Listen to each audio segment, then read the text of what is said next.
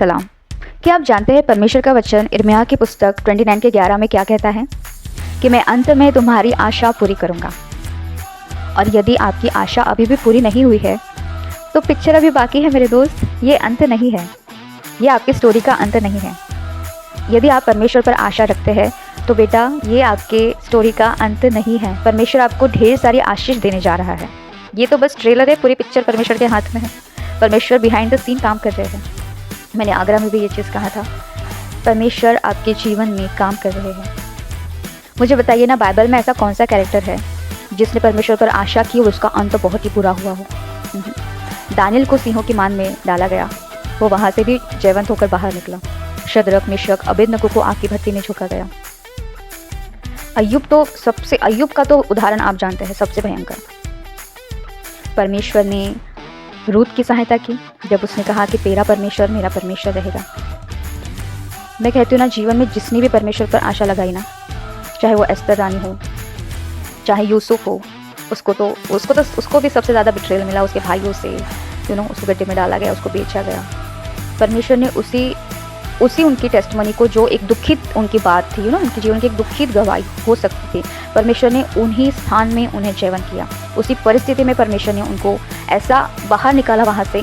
और उनके लिए, मतलब उनको सताने वाले लोगों के लिए भी ये बहुत बड़ी बात हो गई कि उनका परमेश्वर कितना महान है। तो मैं फिर से कहूँगी, थोड़ा फिल्मी लग रहा होगा लेकिन पिक्चर अभी बाकी है मेरे दोस्त।